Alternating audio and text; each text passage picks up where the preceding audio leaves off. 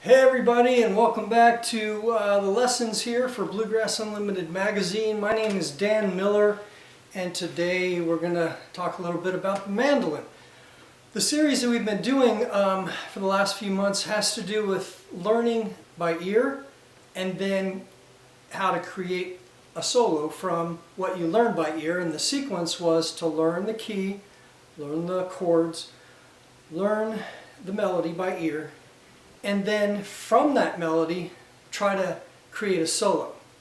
And we did several videos with how to do that, and if you haven't watched that, go back, look on our lessons page and watch through those. We're going to work on the same song that we worked out in those videos, which is When the Saints Go Marching In. And if you remember, if you saw those, we recommended a song like this because it's simple.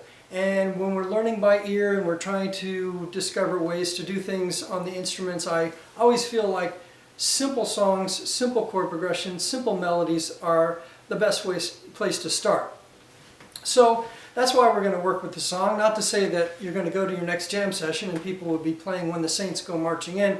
That's not the point of this. The point of this is to show you a method of how to think about creating a solo. And how to train your ear to get to the point where you can, find the key, find the chords, find the melody, and then create your solo all by ear. So that's what we're working on today. The way I'm going to approach this on the mandolin is sort of the same way I approach this on guitar. What we did on guitar first, and what I always do on guitar first, once I've found the melody, is I'm going to do what in the guitar world is referred to as a Carter style. And the interesting thing about the Carter style is that it provides melodic, harmonic, and rhythmic content all at once.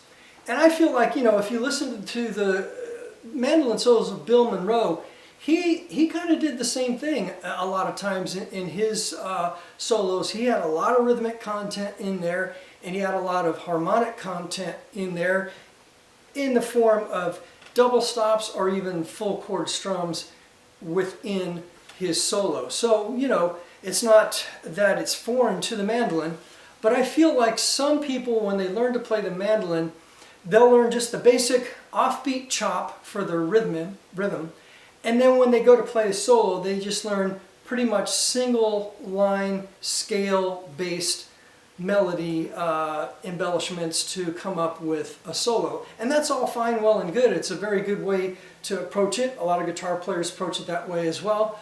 But, and I will get to that in this series on the mandolin. We'll get to that approach. But today I want to first take a little bit different approach.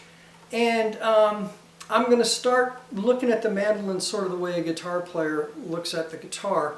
And if you've seen the guitar presentation on Carter style, you'll see that this is similar. And if you haven't seen that, just bear with me. This is a little bit, maybe a little bit different of the way you approach the mandolin or your teacher approaches the mandolin. But I think it's a valid way to look at it. And years ago, I attended a workshop. John Lawless of Bluegrass Today and myself, when I was publishing Flat Picking Guitar Magazine, used to host a workshop weekend in Roanoke, Virginia called the Roanoke Bluegrass Weekend. And one year we had Chris Thiele come in as one of the mandolin teachers, and Chris did this really cool thing in class, and I won't be able to repeat it or show it, but I can give you a general idea of what he did. But the idea was for him to show how he thinks about his mandolin becoming a drum kit. And he started with, let's just say on a G chord, and this probably isn't the way he did it, but you'll get the idea. He just started and said, okay, this is your kick drum. Right? And you could make that a little bit more interesting by going, so on the G chord I'm going 1, 5, 1, 5. Similar thing to what a guitar player would do. But then he said, okay, this offbeat is kind of like my snare. So I'm kick, snare, I can go.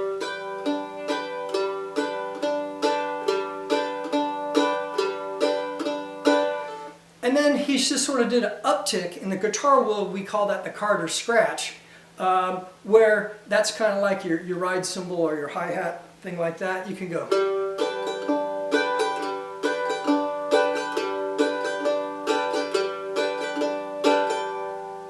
that's as far as I'm going to take it right now. Chris did a lot more stuff, you know, adding tom-toms and a whole lot of other stuff. Of course, he's, as everybody knows, very talented on his instrument and can do that kind of stuff. But I just wanted to give you a simple idea of what he was talking about, you know, how to make your mandolin do rhythmic things beyond just maybe an offbeat chop, okay? If you're playing in a full bluegrass band, that offbeat chop, that fits really well, because on the downbeat you got the bass playing that, you've got the guitar doing a downbeat strum, a downbeat note, and then a strum, and then you're sort of providing that real nice backbeat. But for, let's say you're playing by yourself, or you're just playing with a guitar player, and you're playing with a guitar player and he takes his solo, you've got to be the rhythm for the band. So you might want to think about different things that you can do besides that offbeat chop that would fill in a whole rhythmic content. I think that was Chris's point when he did that demonstration. It's just to show that, man, this thing could be a whole drum kit if you want to approach it that way, and there's some situations where you might want to use that. I'm showing you that today just because it's kind of the way I'm going to approach this first solo to When the Saints Go Marching In, is like a Carter style arrangement that a guitar player would think about. Now again, the thing about the Carter style, if you learn how to do sort of a boom, strum thing, and this is just going 1, 5, 1, 5, 1, strum, 5, strum. Now we're going to get a little more complicated than that, but that's the basic thing. You can also add other notes in there. Of course, you could add the 3 because it's in the chord.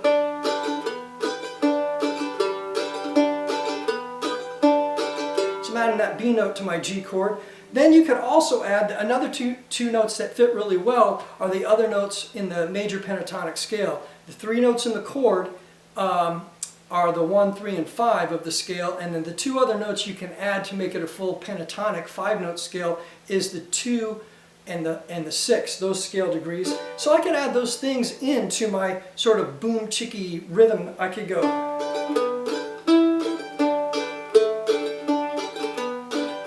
you know, so I'm adding in the key of G. I've got my G note, my B note, and my D note that are in the chord, but I can also add as a bass the E note and the A note, and those fit really well. And there's a lot of guitar players that when they play rhythm, they don't just go 1 strum, 5 strum, 1 strum, 5 strum. They'll move that around a little bit. They'll move that bass note around a little bit, and that's going to help us make our solo more interesting when we're basing our solo on this kind of boom chicky style thing. What we're going to do is replace those bass notes that I'm hitting here in this rhythmic style with the melody of the song. And that's kind of what Maybelle Carter did when she was creating her Carter style on the guitar. But again, we can transfer that over to the mandolin. I think it works really well. So the next thing to think about is you can also add bass runs in there. So if I'm on my G chord going, and I want to go to C,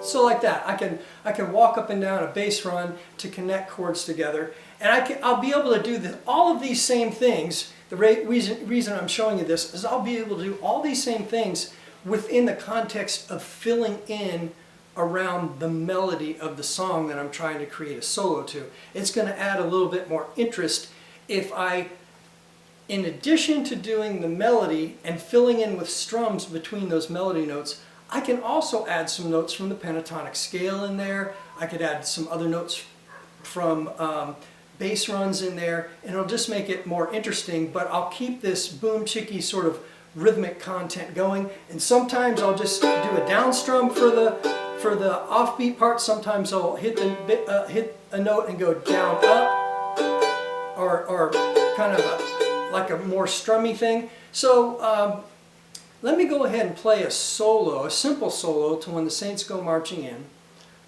with this context or this technique in mind.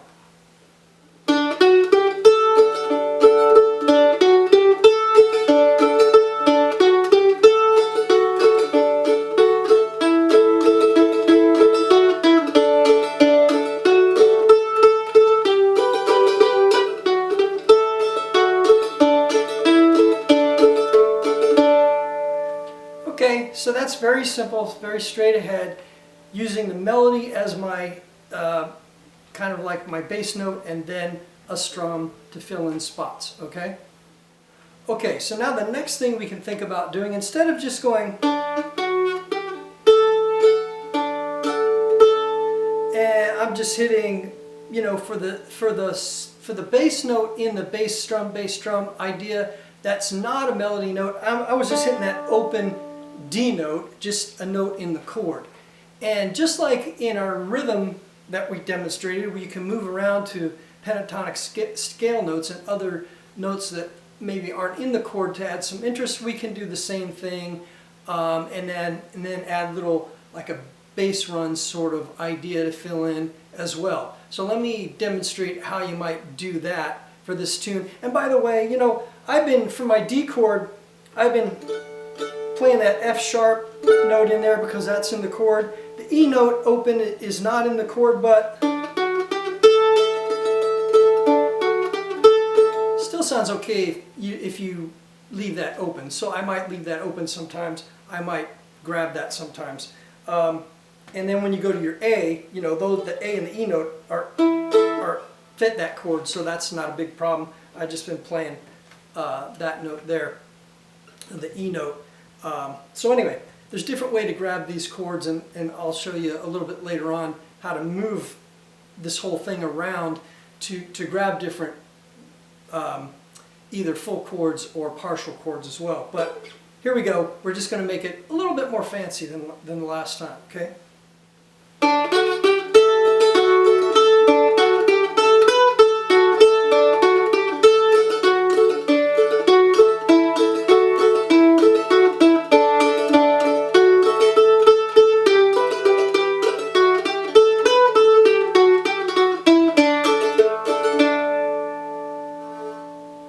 Alright, still fairly simple, but a little bit more complicated than last time.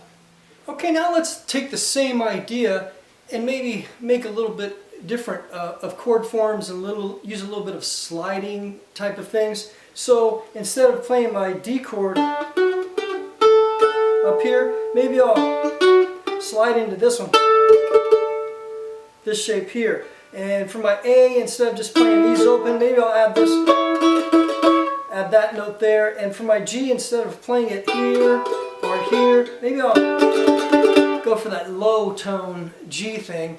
And I'll be a little bit more strummy in a tremolo, like a strummy tremolo style thing this time, which I think is more kind of like a Monroe style approach. You know, I am in no way, shape, or form declare myself a Monroe style mandolinist by any stretch of the imagination. I'm learning, and I'm taking lessons from Chris Henry and his Monroe style improvisation course. I highly recommend that if you want to learn Monroe style. And also Mike Compton on Peghead Nation. I've been checking out Mike's courses there. So although my history and my experience on the mandolin is not really a Monroe style, I'm learning a little bit about it as we go along, and I highly recommend that if you like the Monroe style, you check out Chris Henry's course and also Mike Compton's course. But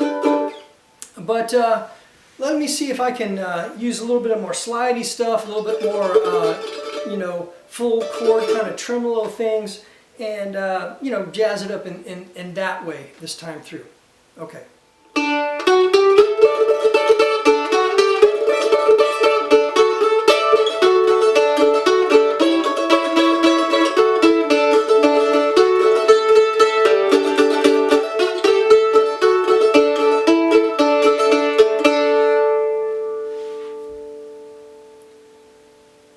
So there's another little approach that you can do, which is still using the idea of strumming through little chords, and see if that suits you. I'm going to end right here. We've got more to talk about on the mandolin. We're going to talk about tremolo. We're going to talk about neighboring notes. We're going to talk about toggles. We're going to talk about all kinds of things. We're going to talk about folding scales. We're going to talk about all kinds of things that you can add to this song to fill it in and make it sound better, and not necessarily better, but different, a lot of different ideas. And then, you know, of course, at the end of the day, you're going to want to mix all those things in together, all the different techniques that you have available to you, and there's a lot of them on the mandolin. So yeah, let's go ahead and end for today, because I like to keep these videos about 15 minutes in length. And next week we'll, or next time, we'll check out some other ways to approach When the Saints Go Marching In on the mandolin. Thank you. This is Dan Miller for Bluegrass Unlimited Magazine. See you next time.